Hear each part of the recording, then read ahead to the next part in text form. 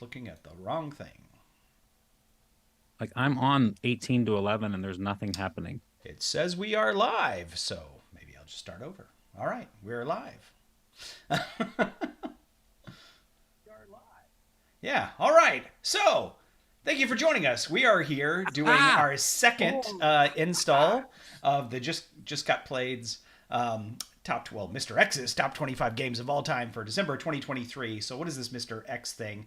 I asked 8 people to submit top 50 lists. I boiled those down to the top 25 using an algorithm. I will say that we did have a lot of crossovers. You have to make the list, there has to be a crossover. At least 2 people have to vote for a game. And there were 62 games that were crossovers between the 8 people. So that's a decent amount of games.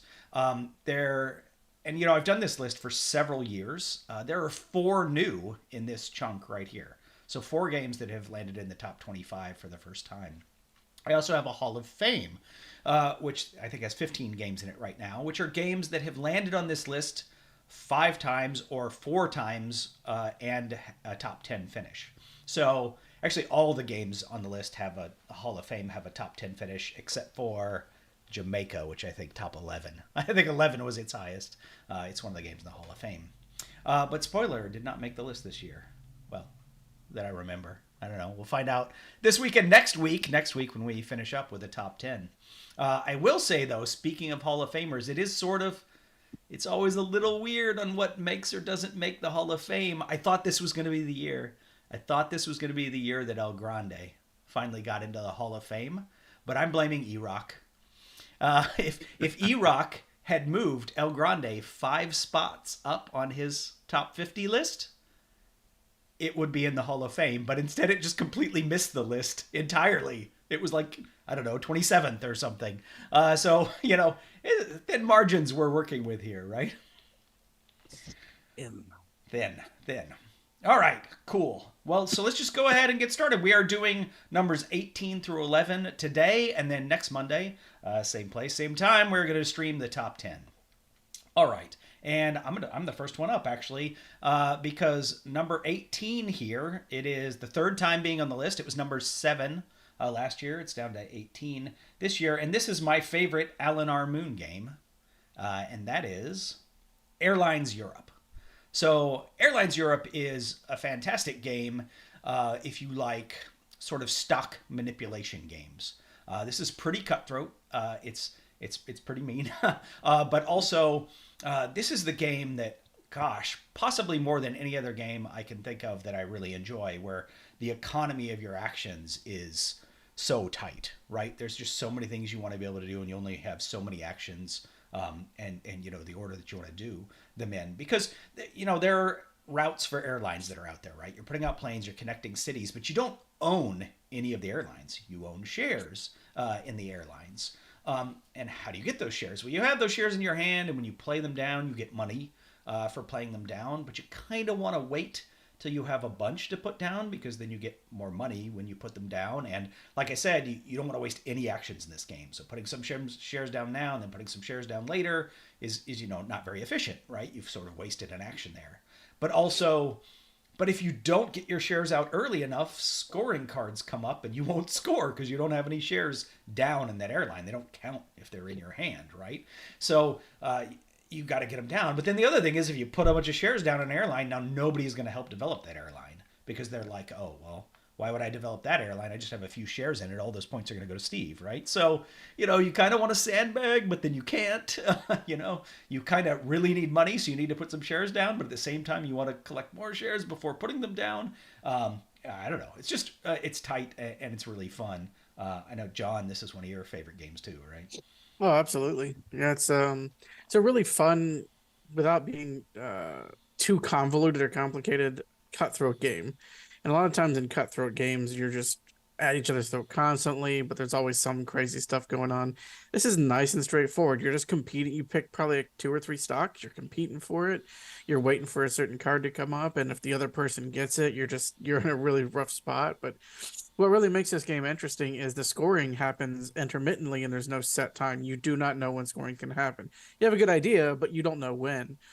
So it's all about grabbing and making those power plays at the right moment to get the bigger share in that company. And if you do that at the right time, you could be in a bad position for most of the game, but at that last second, you jump ahead and you score a bunch of points. So it's a really fun, lightish, cutthroat game where it doesn't feel terrible being attacked. It feels more like you're competing and not getting take that thrown at you. Yeah, I mean, I've definitely done things to purposely block people, but yeah, it doesn't feel like take that, right? It feels like you're just playing the game, right? That's what you do, right? Yeah. So, yeah, great game. And again, well, I haven't played Ticket to Ride Legacy, which I've heard really good things about, but for now, it's my favorite Eleanor Moon game. All right, so let's move on to number 17. So number 17 is second time on the list because it was number 20 back in 2018. And I will say, well, let me just go ahead and show it here. This is Viticulture. So I have Viticulture Essential Edition in the picture that I put up here because that is the copy of Viticulture that you can buy now. But I will say, at least from my own personal perspective, the high rating I gave Viticulture is when it has Tuscany included, so an expansion. So you will hear that again from me tonight. Another game that I rate higher with the expansion. But I will turn it over to Erock to tell us about Viticulture. Yes, Viticulture. To be fair, the Essential Edition is the only edition that I've ever played. I didn't start playing Viticulture until after that was the product available, as it were. But I think this game's really good. It's as the name would imply, it's a game about growing grapes and then smashing them into wine and then aging the wine a bit and then fulfilling orders. And that's pretty much the game. There's there's a bit of a card system going on here where you get these cards that you can use in various seasons to do various effects, which generally are the same as the effects that you would go to a worker placement spot and do. They're just better, or you get to do more of them when you have cards, generally speaking. The game is basically split into seasons for every year, and it plays until somebody hits 20 victory points. At that point, the game's going to end. They might not stay there. Somebody might pass them, but when somebody hits 20, game's over at the end of that round. Depending upon the version you're playing, the seasons are different. In the base game, which currently is on Board Game Arena, incidentally, and I highly recommend, it's a good adaptation.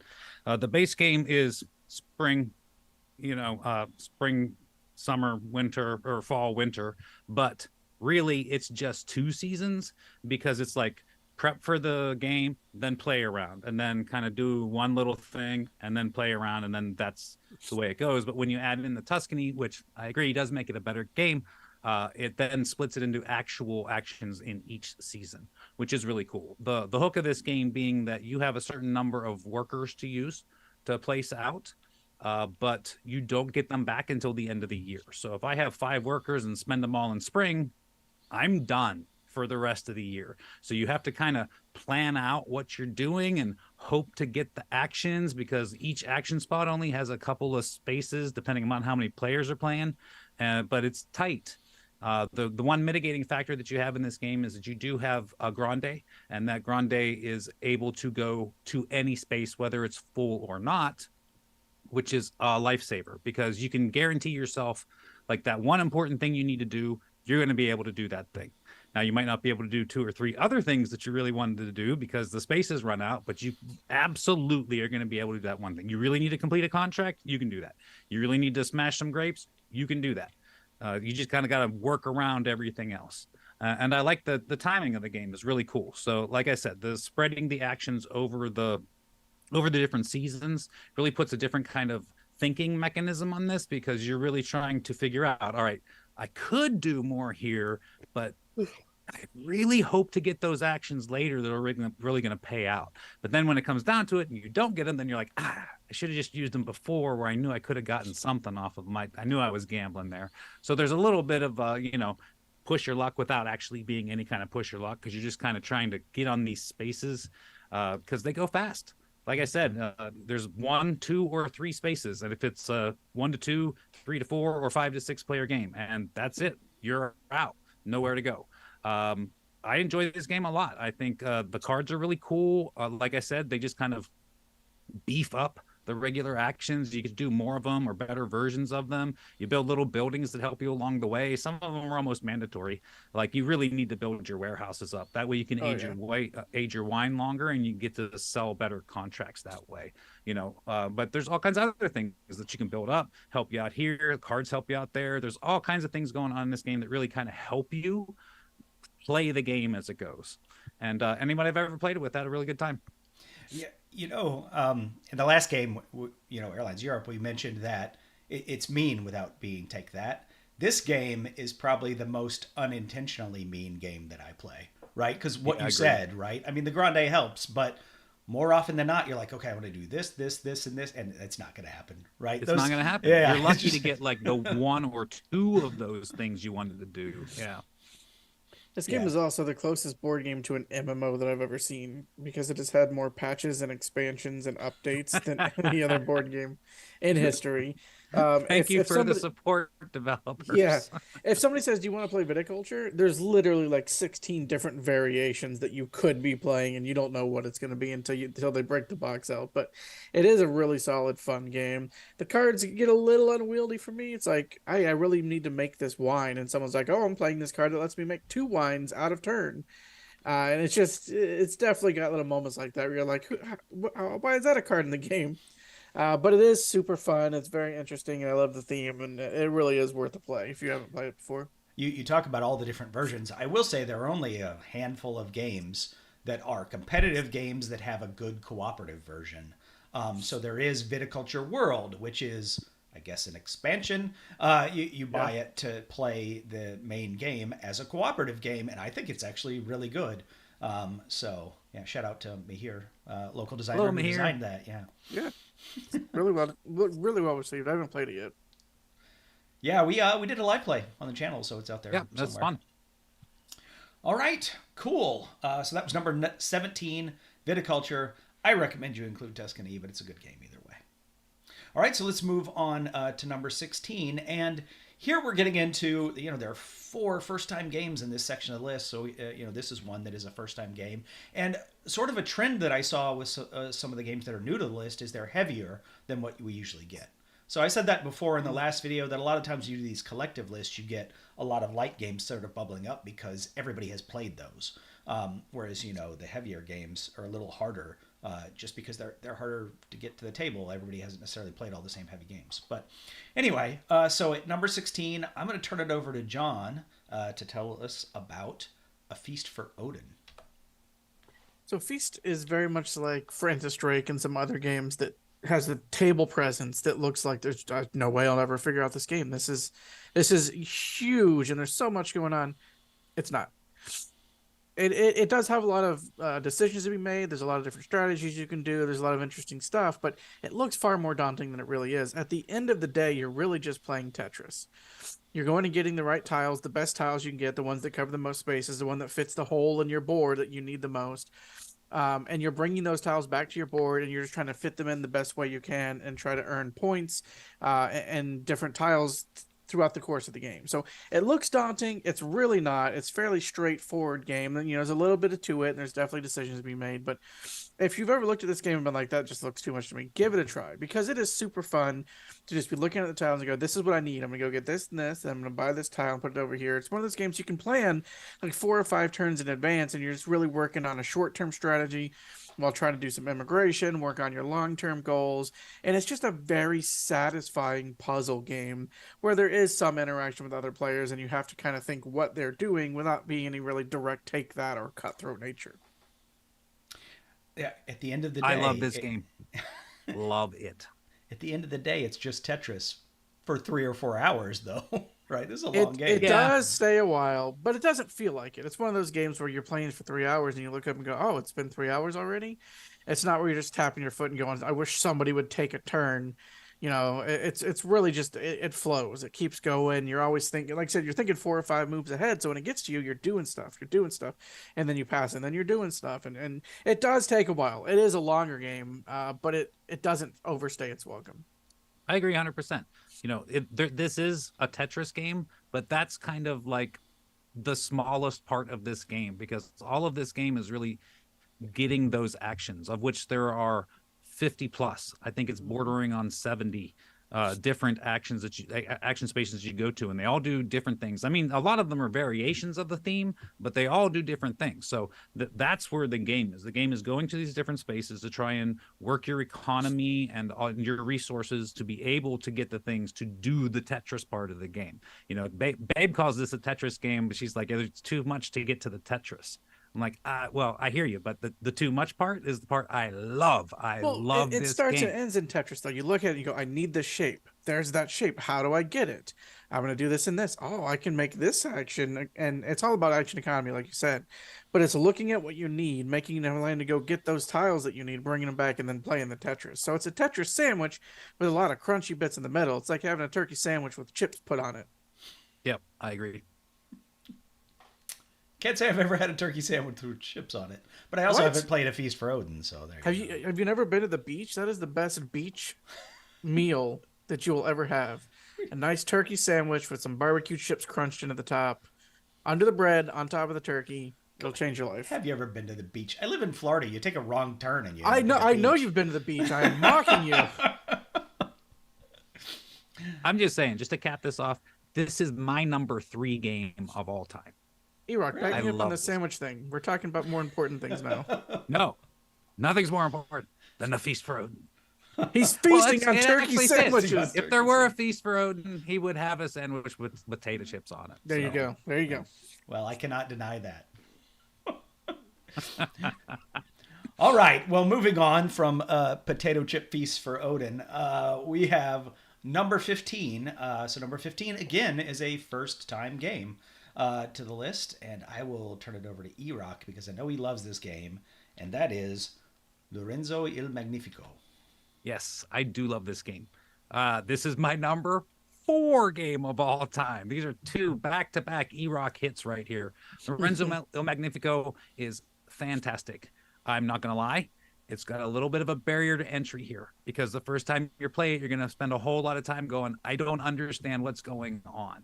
And I get that. But when you do get it, when it starts to click, this game is so awesome. It's so crunchy. It's so juicy. You have these I'm going to give you the brief 30-second pitch. You basically have these 4 columns, and each column does a very specific thing. So like the left column is going to be where you do like woodcraft stuff, give or take. And the middle column or the next column is going to be where you get more people to do things. And the next column is going to be like manufacturing stuff. And then the last column is going to be like famey stuff, like glory-ish kinds of stuff. And the cards, you see the same cards every game. It's basically 6 rounds of play, as you have a night and a day and a night phase, and a day and a night phase, and a day and a night phase. So, but you'll see half of the stage 1 cards in the first phase, then you'll see the other half in the second phase. And you'll see the same cards every game. So it's just a matter of when do these cards come out and what slot do they go in? Because the farther they are up on these columns, the more expensive they are. And then to add to that, if somebody goes and gets one from a column, it makes it more expensive still. The economy is super tight in this. It has really cool mechanisms in it. The green cards and the yellow cards, for example, you kind of like run those. And you use the dice to do them. So I might be able to dedicate, say, like a power 5 die to run in my greens. But each of my green cards will have a condition. Like if it's a 2 or greater, you get a wood. If it's a 3 or greater, you get a stone or whatever. If it's a 5 or greater, you get this. If it's a 6 or greater, you get this. So the higher up your numbers are, the more of these cards you're going to be able to play. But at the same time, there's a whole lot of mitigation in this game because one of the resources is, I forget what it's called, a servant, something like that. But they substitute in for dice pips. And then, just to really make it cool, you don't roll your own dice. See, what happens is you roll one set of dice for the whole table and you put them out there. And then everybody's dice of that color are that number. So I'm not going to roll terrible the whole game and you're going to roll great.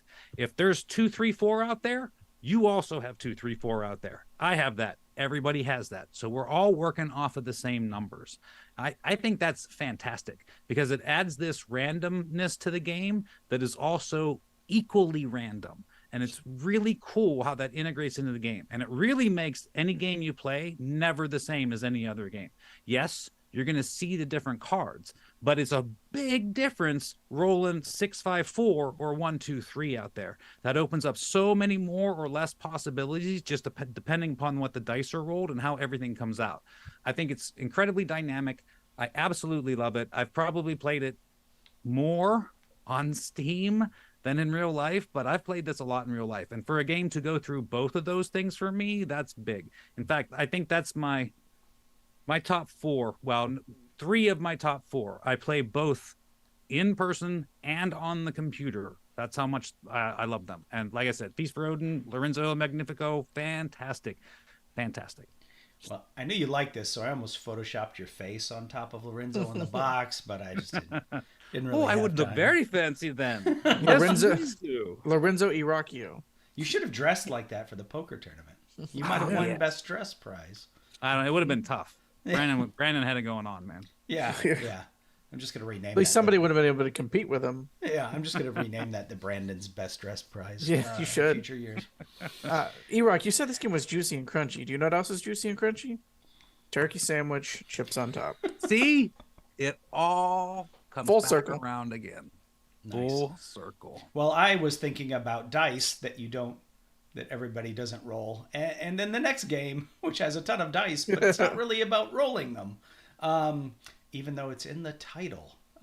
So the next game, this is his second time on the list. It was number 21 back in 2018, so it was right there with Viticulture back in 2018. And so this is Role Player, and this is another game that I rate higher if you have the first expansion, Monsters and Minions. I don't actually like the second expansion, Fiends and Foes or whatever that was. So I tend to play without that one, although it has some interesting elements. Fiends and Familiars, but Fiends and Familiars. Yeah, there you go. Right. But in Role Player, you are rolling up a character. You start the game by placing some dice, and then there on after you get one die every turn, and you have 6 stats. You've got strength, intelligence, dexterity, charisma, constitution, wisdom, right? The basic 6 stats, and there's 3 spots for dice in each one of those stats. So once those are full, 18 dice, the game's over. And a lot of different ways that you score points in this game. So you have your sort of player board is a specific race, and you could flip it over so you can have the art for the sort of male or female version of that race. But otherwise it's the same. And then each race has different modifiers on those stats that go along with it. But then you get a class card, and the class card tells you 2 different ways that you score points. It tells you that, like you're trying to get your strength within this range and your intelligence within this range or whatever, and you score points for that. And it tells you if you have dice of this color, those also give you points. And then you have your backstory card that says if you have specific colored dice placed in these specific places, you get points for that. And you can get points for having armor cards, and you can get points for having trait cards. But there's also skill cards and weapon cards that do things. They don't give you points, but they let you do other things in the game. And then there's an alignment card, which is my least favorite part of the game, by the way, the alignment card. And you can score points with that. And if you're playing with monsters and minions, there's a big baddie you fight at the end to also score some extra points. So 6 or 7 ways to score points in this game. But essentially, there's some dice come out, and then they're out there on the table, and you decide which die are you going to take, and that also gives you the initiative order for how the order that you go for your action in that turn, right? So the higher number dice usually come later in the initiative order, so you might need that higher level die or a specific color die that's been placed later or whatever, right? You may want that, but then now you're going to go later in the market phase, and you might be like, oh, I need to buy that thing, and somebody's going to take it. Or if you have the minions out there, you might be like, I really want to fight that minion, and if I go later, somebody else is going to fight it, and that minion's not going to be there. So there's that. That's a really interesting decision about which one of these you're going to take. And then some of them are incentivized, like they might have gold on them, or gold might a yellow die gives you gold, and again, your specific character class has dice that they want specifically. So, there's a lot of interesting stuff going on there, and I think it's pretty. The art in the game is cool. All the dice on your board is cool. All the different ways to score points. You can't do everything, so you just sort of pick and choose what you want to do. And it can be a little mean too, right? When you get to the market phase. But yeah, really enjoy this one. Role player. What do you guys think? Me too, Steve. If you ever played an RPG, this is the perfect distillation of everything that you do in an RPG character-wise. You're working on your backstory, you're trying to get your alignment right. Like the entire point of a role-playing game is to kind of make a backstory, a character, and a goal, and try to reach that goal while staying in character, while playing as your character would, not making decisions based on what you think. And this really just distills that down into like all the decisions you're making and how they actually impact you. And it feels like it's one of the few games where you can take an entire genre and just distill it down into a game, and it's just like every ounce of this makes sense. Every part of this just fits together, and every part of it is evocative of a different part of that other game. And then he went and made a role-playing system based on it. So you can play a game of this, roll up a character, and then take those characters into the actual world. Yeah, Erock is a fan.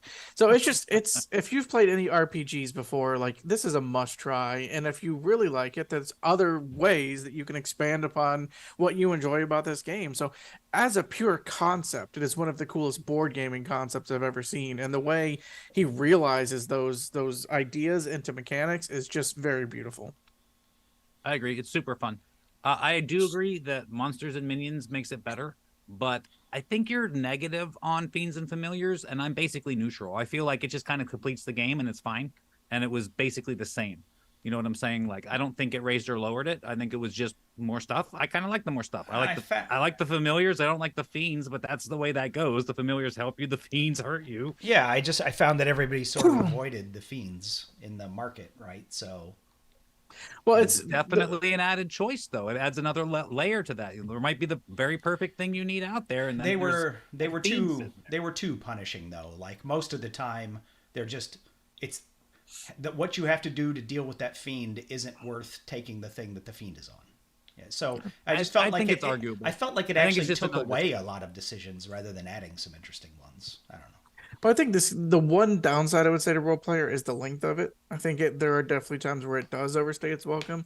So when you add the first expansion, it adds more, but it's worth it. To me, the second expansion continues to add more and more decision space, but in kind of a diminishing returns kind of way. I think it's fine, but I disagree because they also changed the pace of the game so that you're actually taking 2 dice at a time once you add that last expansion in. So I feel like you actually kind of reduce the length of the game a little bit. It makes it more prone to AP. So if you have someone with AP, okay, I'll give you that. It's going to elongate it further for that reason.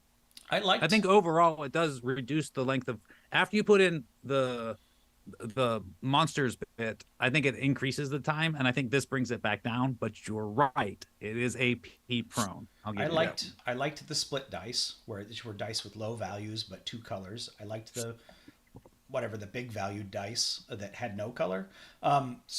There were things that I like about it, but just all in all, with my group, when we played with it, I didn't like the game as much.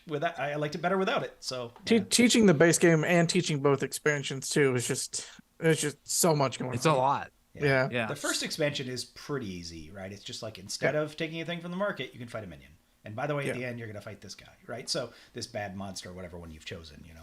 Yeah, these guys give you info on how to beat that guy. Yeah. Well, I don't think any of them are that difficult. It's just there's a limit to where a brain is just going to say, this is just too much info. You got to stop. Yep. And the second expansion goes past that limit more often than not, in my opinion. But still a great game. And we just talked about a game that had 70-something actions on the board. Come on. Right? And the expansion adds more. I hate teaching Feast for Odin. I love the game, but I hate teaching it.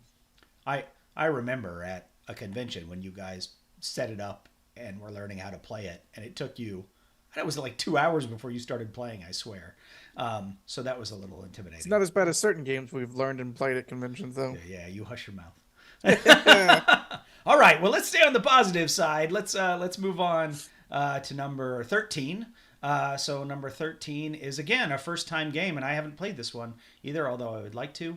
I'll turn it over to John, actually, to talk about Clans of Caledonia. I have it.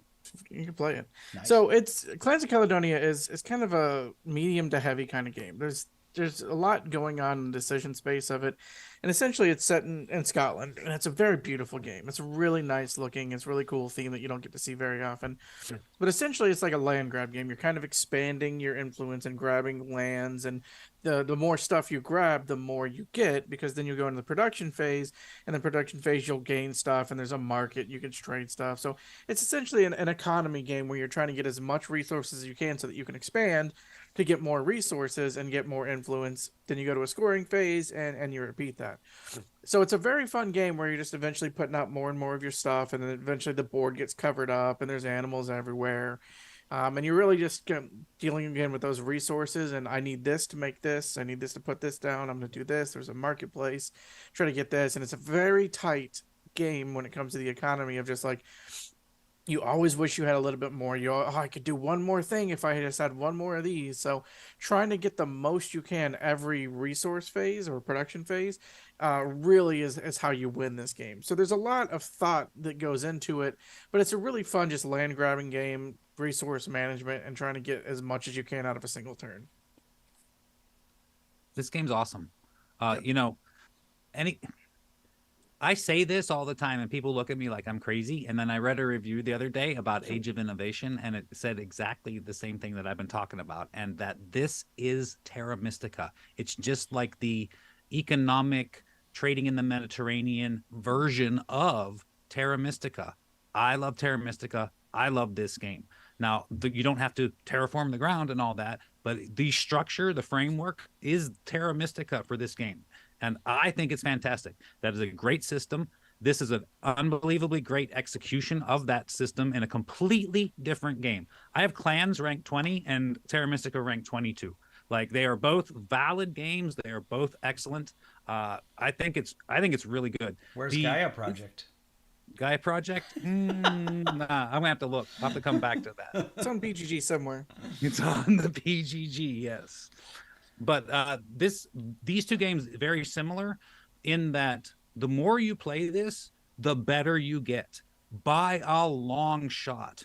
If you play this game for your first time with somebody that's played this game 9 or 10 times, you are going to be amazed how much they get done, because there's a whole lot of ways to turn things around and keep getting more actions that you're not going to see until you play this a while or with somebody who knows how to do that. But once you start to see that, it really opens this game up to like this whole world of possibilities. Like, there are so many different ways to try to get to where you're trying to go that are not obvious, but they are there. I really like this game.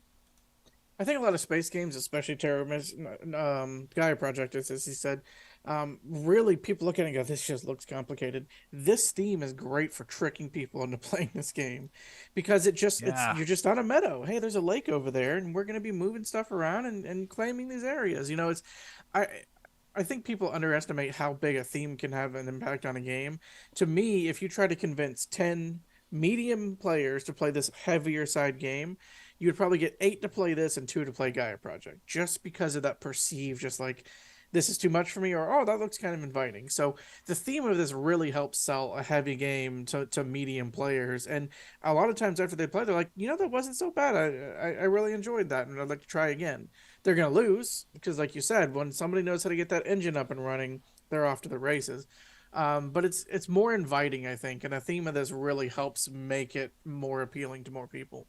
I agree 100%, because it's just easier to wrap. It's somehow easier to understand the rules of a game when you're talking about farming. I'm going to grow this thing, I'm going to turn it into this other thing, and then I'm going to sell that. Well, that just makes sense. Like, it's innate human. When you start talking about things like, all right, well, I'm going to have to terraform this land into a different land, and then I'm going to put out a trading post, which actually puts a residence back on my board. Like, that's all weird stuff, Yeah. That's Terra Mystica. But this, it just makes sense. Yeah, I'm going to put a cow out. I need to sell beef. I have to kill the cow. Way it goes. 100%. And it really is improved because of it. I think you slap a space theme on this, and there'd be a lot of players that loved it, but there'd be a lot of players that would never touch it because of that. So that alone makes it really worth doing, just because it's so beautiful. And if you want to sell games to people who aren't sure if they're playing games, put trains and farming on it. It's a surefire way. It's like putting cough medicine and some sugar together. It just helps it go down. Yeah, I like all kinds of games thematically, but Gaia Project and Terra Mystica really never held any interest from me on the theme front. But Clans of Caledonia sounds cool. Yeah, so yeah, there you go. What do you know? All right, so we're going to move on to number 12. And one of my favorite YouTubers likes to say, don't all good stories involve pirates. So this is a pirate game. It is its third time on the list. It was number 19 last year. And this is a game that has a couple of different versions. So here in the picture, I put Libertalia Winds of Galecrest, which has sort of a fantastical Sky Pirates theme on it, whereas the original was sort of a more gritty Pirates of the Caribbean maybe style art, right? Yeah, this is a game that I really enjoy, but no one likes to play with me because I'm really good at anticipating what players are going to do. But I will turn it over. That's not why they don't want to play with you, though. There's other reasons. Well, that's true, but you didn't have to say it out loud. I kind of did. Quiet part out loud. Well, despite my better judgment, I'm going to turn it over to John to tell us about this game. I was gonna say what I want anyway, so it's smart move. So this game, I've been in board game hobby for like almost 20 years now, and I've played a lot of games, and I've seen a lot of games go by the wayside that are great games, but you just kind of forget about new ones comes out and they replace it, and just time marches on. This, however, is one that always stuck in my collection. I always wanted to play it more. I always was able to get to the table, like Steven said. It's every great tale involves pirates, and this has got pirates in it. I don't know if you said the name of it, but it's Libertalia. And essentially you are a pirate crew that's going about collecting booty, and you're all competing to see who gets which pieces of it. There's good and there's bad. Like if you go too late in the turn, you literally could be stuck with negative points or cursed objects or different things like that. And you're certainly not going to get the good stuff. But the way that's decided is whoever has the higher number card, say your card is 25, you're going to go much later in the turn, so you're going to pick loot last probably. However, every card has an ability on it, so your ability is going to be really strong. So you're kind of trying to weigh, how badly do I want loot in this round? What cards do I have in my hand? And what is the special ability of those cards that might be better to focus on those this round instead of getting loot? So it's always that tug of war of just like, if I play this, I'm going last, but if I do, it's going to be really strong, and trying to outplay your opponents. One of my favorite things in all of board games is in this game, and that is everybody's got the exact same cards in their hand. I've got the daughter, I've got the cannoneer, I've got the parrot. So do you. So it is a perfect information game of exactly what they got. There's no surprises. No one's going to be playing a card that you didn't see coming. You have to outthink them. You go, there's a lot of good loot in here. I'll bet they're all playing low number cards. I'm going to play this high number card, which lets me get rid of a cursed relic to do something, because there's a cursed relic in there, and I'll probably be the one stuck with it. So I go last, but I take this. I then spend it instead of losing points and use it for great effect. But two other people thought that way too, and their tiebreaker is better than yours. So now they use your strategy against you, and you kind of got stuck in the middle. So it is very purely like, two of my favorite things is the game is on the cards and outwitting people with the same amount of resources and information. And this marries those two very perfectly. If you would have said to me, because this had happened, hey, we're going to remake this game, we think we can make it better, I'd have told you, you're full of crap. This is a great game. You can't make it better. So they remade it, and they made it better in every possible way. I would not have guessed that as possible, but the remake of it, Libertalia, just changes so many things, but just in small, subtle ways. It adds extra cards. It adds a tiebreaker mechanic instead of being printed on the cards. It adds so many interesting decisions and changes to it that I will never play the original game, but I am never getting rid of the original game, because to me, it's got a lot of cherished memories. It's got the old darker pirate imagery on it, where the new one's kind of lighter. But either game is fun for different reasons. I would recommend either game. I enjoy having both in my collection. There is no other game I can think of right now that I have two different versions of in my collection, because one's always superior. It's either the old one because of the artwork or the new one because it changed some stuff. This one, I love them both so much. I'm going to keep both of them because it is such a fun game, and is one that I will probably play for the rest of the time I play board games. Nice. Yeah. So like, I'm a big fan of Libertalia. You did mention everybody starts with the same cards, but then of course people play different ones. But then there's like 3 phases. So the second phase, you get some new cards and everybody gets the same cards. The third phase, everybody gets some new cards. So everybody will actually probably have different cards in their hands, but you could know what everybody has. And yeah, you won't be surprised by anything. And there are some cards that are very chaos, like the Brawler that just knocks somebody out, or the one that sort of jumps up to the front, right? Is that like the There's one that Parrot or kills something? the highest kills the highest character on the boat. So and it's like a 14. And So you get decent loot prio, and then you get to kill somebody. yeah, and then there are cards like, what is it, Granny Weta, who's like, Granny if you Wata. are the Wata, if you're the only one who played this card, you get some points, or Yep. you know, like, and, then you so like, play when it- are you gonna play that one? You know? Well, the cool thing about this is there's a night phase. So certain characters, if they're alive in your ship at the end of the round, they're going to keep giving you bonuses. So now other people have to play out cards and find a way to kill Granny Wata. Otherwise, she's just going to keep giving you free resources. So it's very much, when am I going to play Granny? And then 2 people play at the same time. Well, the other 2 of us still have one in our hand, but we're both gun shy. Because if we playing play at the same chicken. time, they both get, yeah. It's Granny Wata Chicken, and that is a just beautiful sub game of this game, where you're just like, I know they have it. When are they gonna play it? I'm gonna try to sneak it in now. Oh, I got busted. We're both down. You know, and those are powerful plays, but there is ways to get rid of them after the fact. So there's no like, if you get this off, you're gonna win broken combo. But there's definitely, if I play the right card at the right time, I'm gonna see real big gains, and I have outsmarted all of you to do it. All right, so we had our pirate game. We talked about some space games today, but we didn't actually have one on the list until now. Because now. at number 11, we have another first-time game on the list, and I'm going to turn it over to Erock, and he's going to tell us about Beyond the Sun.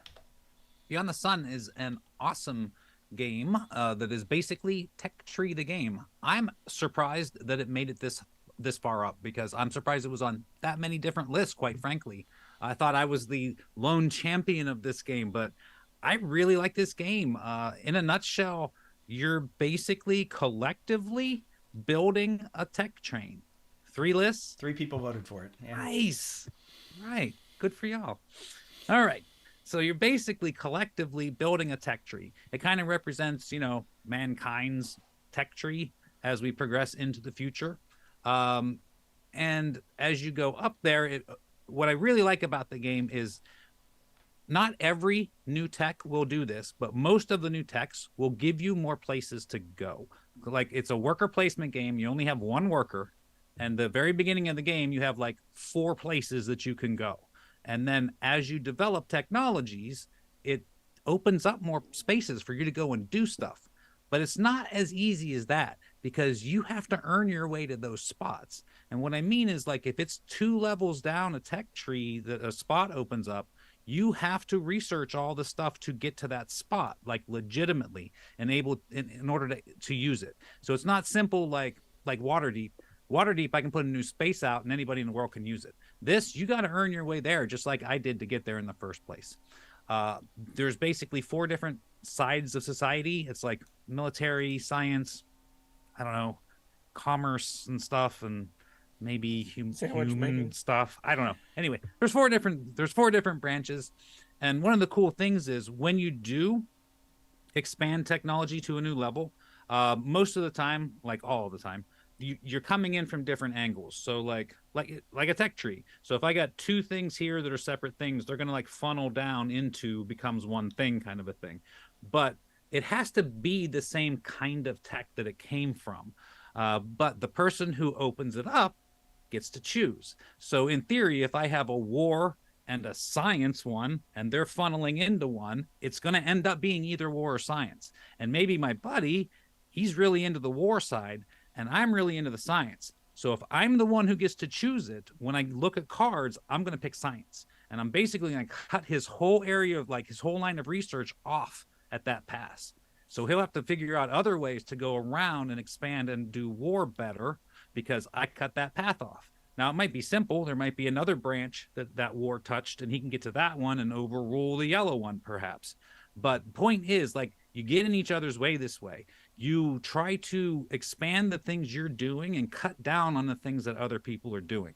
Meanwhile, there is a sideboard in which you some of the actions in the game are basically move ships around, and you do that on a very small, limited, like boiled down kind of 4X deal, because it's not really 4X. You just kind of fly ships around and then you colonize these planets, and when you colonize them, you get to add them to your tableau, as it were, and they're yours, and they give you bonuses for the rest of the game. So there's that going on also. So that's when I was talking about war, that's mostly what I mean. Like, you don't actually directly really fight anybody. You just fly around with ships with so it's like Scythe.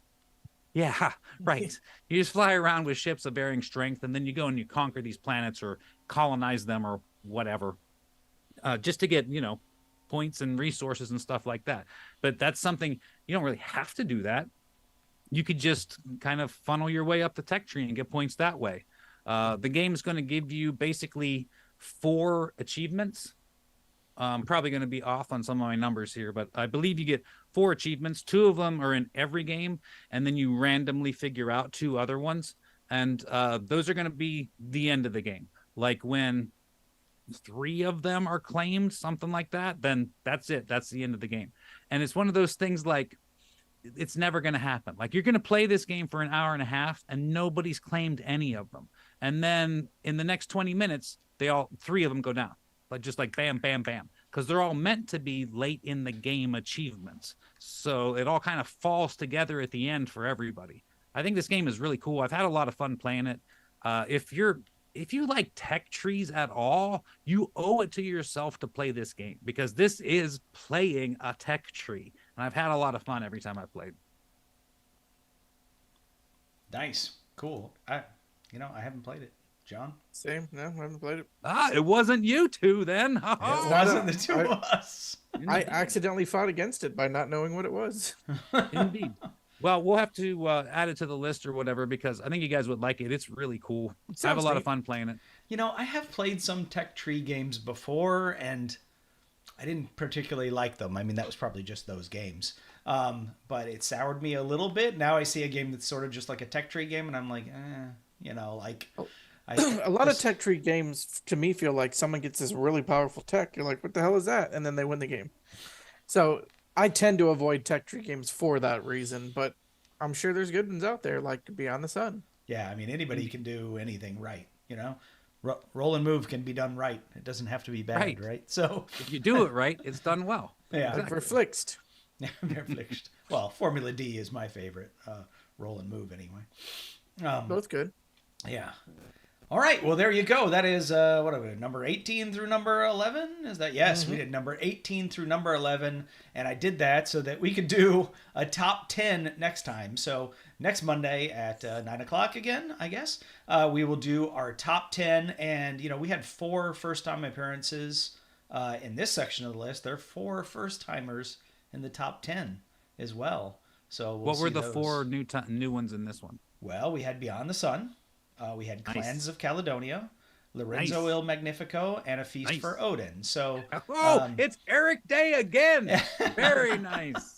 I think he rigged the list. He's been in on the lists for the last couple of years, I think. So it's not just him, right? So, but it may be that his bubbly personality is bringing in more people like him to the channel and are voting for the games that he likes, right?